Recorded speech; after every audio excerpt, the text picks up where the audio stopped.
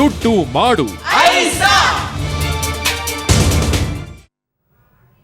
ಯಾರದ್ದೋ ದುಡ್ಡು ಎಲ್ಲಮ್ಮನ ಜಾತ್ರೆ ಅನ್ನುವಂತಹ ಮಾತು ಹಳೆಯದಾದರೂ ಕೂಡ ಸದ್ಯದ ಪರಿಸ್ಥಿತಿಗೆ ಪ್ರಸ್ತುತ. ಸಂಬಳ ಪಡೆಯುವ ಸರ್ಕಾರಿ ಅಧಿಕಾರಿಗಳು ಕೆಲಸ ಮಾಡೋದನ್ನ ಬಿಟ್ಟು ದುಡ್ಡು ಮಾಡುವಂತಹ ದಂಧೆಗಿಳಿದಿದ್ದಾರೆ. ಅಂತಹ ಭಂಡ ಅಧಿಕಾರಿಗಳ ಮುಖವಾಡವನ್ನ ನಾವು ಕಳಿಸ್ತೀವಿ. ಕೋಟಿ ಲೆಕ್ಕದಲ್ಲಿ ನುಂಗಿ ಕುಳಿತವರ ನೀರಿಳಿಸ್ತೀವಿ. ಸರ್ಕಾರಿ ಕಟ್ಟಡ ನವೀಕರಣದ ಹೆಸರಿನಲ್ಲಿ ಅಧಿಕಾರಿಗಳು ಮುಖ್ಯದೆಷ್ಟು ಅನ್ನೋದನ್ನ ಇಡೀ ದಿನ ತೋರಿಸ್ತೀವಿ. ಕಟ್ಟು ಕೆಡವು, ದುಡ್ಡು ಮಾಡು.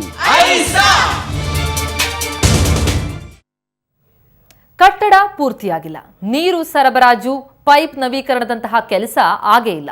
ಆದರೆ ದಾಖಲೆಗಳು ಮಾತ್ರ ಕಾಮಗಾರಿ ಪೂರ್ಣ ಮತ್ತು ತೃಪ್ತಿಕರ ಅಂತ ಹೇಳ್ತಾ ಇವೆ.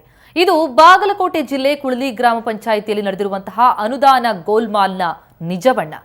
ಅಧಿಕಾರಿಗಳ ಅಸಲಿಯತ್ತು ಗೊತ್ತಾಗಿ ಗ್ರಾಮಸ್ಥರೇ ಅಕ್ರಮದ ವಿರುದ್ಧ ಧ್ವನಿ ಎತ್ತಿದ್ದಾರೆ. ಕಟ್ಟು ಕೆಡವು, ದುಡ್ಡು ಮಾಡು.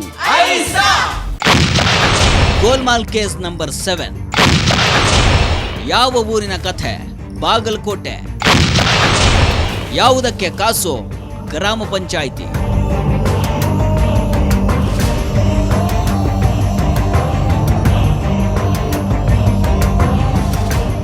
ಇದೇ ನೋಡಿ ಅರ್ಧಕ್ಕೆ ನಿಂತ ಬಾಗಲಕೋಟೆ ಜಿಲ್ಲೆಯ ಕುಳಲಿ ಗ್ರಾಮದ ರಾಜೀವ್ ಗಾಂಧಿ ಸೇವಾ ಕೇಂದ್ರ. ಕಾಮಗಾರಿ ತೆವಳ್ತಾ ಇದೆ, ಸರಕುಗಳು ಬಿದ್ದು ಹಾಳಾಗ್ತಿವೆ, ಕೂಲಿ ಕಾರ್ಮಿಕರ ಭತ್ಯೆನೂ ಕ್ಲಿಯರ್ ಆಗಿಲ್ಲ. ಪರಿಶೀಲನಾ ವರದಿಯಲ್ಲಿ ಅಧಿಕಾರಿಗಳಿಗೆ ಮಾತ್ರ ಈ ಕಾಮಗಾರಿ ತೃಪ್ತಿ ಕೊಟ್ಟಿದೆಯಂತೆ. ಅದು ಹೇಗೆ ಅಂತ ಅವ್ರನ್ನೇ ಕೇಳಬೇಕು ಬಿಡಿ. ಕಟ್ಟು ಕೆಡವು, ದುಡ್ಡು ಮಾಡು.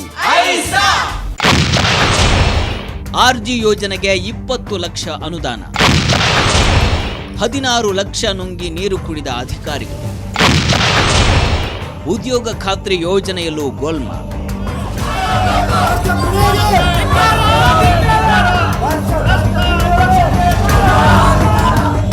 ಸರ್ಕಾರದಿಂದ ರಾಜೀವ್ ಗಾಂಧಿ ಸೇವಾ ಕೇಂದ್ರ ಸ್ಥಾಪನೆಗಾಗಿ ಈಗಾಗಲೇ 20 ಲಕ್ಷ ಅನುದಾನ ಬಿಡುಗಡೆಯಾಗಿದೆ. ಇದರಲ್ಲಿ 16 ಲಕ್ಷ ರೂಪಾಯಿ ನುಂಗಿ ನೀರು ಕುಡಿದಿದ್ದಾರೆ ಅನ್ನೋದು ಗ್ರಾಮಸ್ಥರ ಆರೋಪ.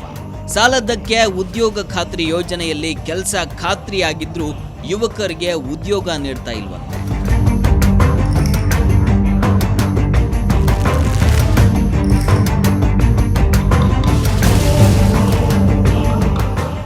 ಇದರಿಂದ ಸಿಡಿದೆದ್ದ ಗ್ರಾಮಸ್ಥರು ಗ್ರಾಮ ಪಂಚಾಯಿತಿಗೆ ಬೀಗ ಜಡಿದು ಪ್ರತಿಭಟನೆ ನಡೆಸಿದ್ದಾರೆ.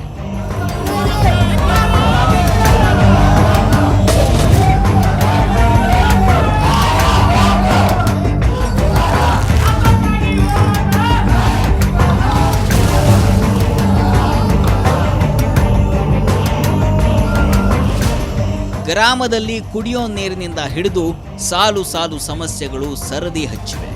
ನೀರು ಹರಿಸೋ ಪೈಪ್ಗಳ ನವೀಕರಣ ಆಗೇ ಇಲ್ಲ. ಉದ್ಯೋಗ ಖಾತ್ರಿ ಯೋಜನೆಯಡಿ ಕೆಲಸ ಮಾಡಿಸಿಕೊಂಡು ಗ್ರಾಮಸ್ಥರಿಗೆ ಕೂಲಿ ಕೊಟ್ಟೇ ಇಲ್ಲ. ಇಲ್ಲೇ ನಮಗೆ ಮೇಲ್ನೋಟಕ್ಕೆ ಭ್ರಷ್ಟಾಚಾರ ಅನ್ನೋದು ಸಂಪೂರ್ಣವಾಗಿ ಕಂಡು ಬರ್ತೈತಿ. ಸಂಬಂಧಪಟ್ಟ ತಾಲೂಕಿನ ಅಧಿಕಾರಿಗಳಾಗಲಿ, ಆಮೇಲೆ ಜಿಲ್ಲಾ ಪಂಚಾಯತ್ ಮುಖ್ಯ ಕಾರ್ಯದರ್ಶಿಗಳಾದಂಥ ಶ್ರೀಯುತ ನಿಖಿಲ್ ಸರ್ ಅವರಾಗಲಿ ಈ ಪಂಚಾಯತಿ ಕುಳಲಿಗೆ ಸ್ಪಾಟ್ ಇನ್ಸ್ಪೆಕ್ಷನ್ ಮಾಡಿ ಸಂಬಂಧಪಟ್ಟ ಭ್ರಷ್ಟಾಚಾರದ ಬಗ್ಗೆ ತನಿಖೆ ಮಾಡಿ ಯಾರು ಭ್ರಷ್ಟಾಚಾರದಲ್ಲಿ ತೊಡಗಿದಾರ ಅವರಿಗೆ ಸೂಕ್ತವಾದ ಕ್ರಮ ಕೈಗೊಳ್ಳಬೇಕಂತ ಕುಳಲಿ ಮತ್ತು ಮಾಲಾಪುರ ಗ್ರಾಮಸ್ಥ ವತಿಯಿಂದ ತಮ್ಮಲ್ಲಿ ಬೇಡಿಕೊಳ್ಳುತ್ತೆ.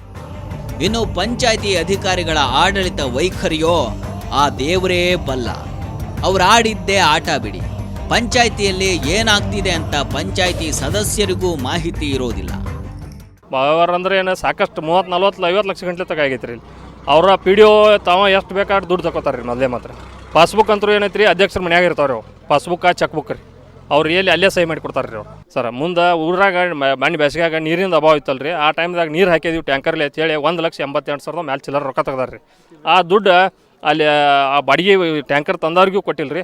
ಅವ್ರನ್ನ ಈಗಾಗಲೇ ಅವ್ರನ್ನ ಮೀಟಿಂಗ್ದಾಗ ಕರೆದು ಕೇಳಿದ್ರು ನಮ್ಗೆ ₹1 ದುಡ್ಡು ಮುಟ್ಟಿಲ್ಲ ಅಂತ ಹೇಳಿರಿ ಸರ್ ಅವ್ರು. ಇದು ರಾಜೀವ್ ಗಾಂಧಿ ಸೇವಾ ಕೇಂದ್ರದ ಏನೈತ್ರಿ ಸರ್, ಇದು 20 ಲಕ್ಷ ರೂಪಾಯಿ ಇದನ್ನು ಮಾಡಿದ್ರಿ.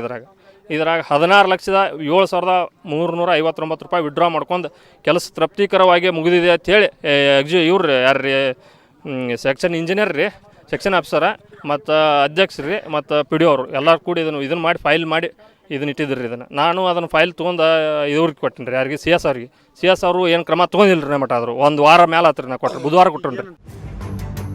ಇಷ್ಟೇ ಅಲ್ಲ, ಮಹಾತ್ಮ ಗಾಂಧಿ ರಾಷ್ಟ್ರೀಯ ಉದ್ಯೋಗ ಖಾತ್ರಿ ಯೋಜನೆಯಲ್ಲೂ 50 ಲಕ್ಷಕ್ಕೂ ಅಧಿಕ ಮೊತ್ತದ ಅವ್ಯವಹಾರದ ಆರೋಪವೂ ಇದೆ. ಒಟ್ಟಿನಲ್ಲಿ ನುಂಗಣ್ಣರ ವಿರುದ್ಧ ಸೂಕ್ತ ತನಿಖೆಗೆ ಗ್ರಾಮಸ್ಥರು ಪಟ್ಟು ಹಿಡಿದಿದ್ದಾರೆ.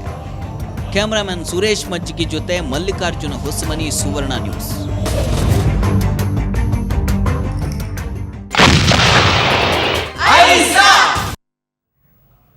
ಇನ್ನು ಈ ವಿಚಾರವಾಗಿ ನಮ್ಮೊಂದಿಗೆ ಮಾತನಾಡಲಿಕ್ಕೆ ಗ್ರಾಮ ಪಂಚಾಯಿತಿಯ ಸದಸ್ಯರಾದಂತಹ ಮಹೇಶ್ ಅವರು ದೂರವಾಣಿ ಸಂಪರ್ಕದಲ್ಲಿದ್ದಾರೆ.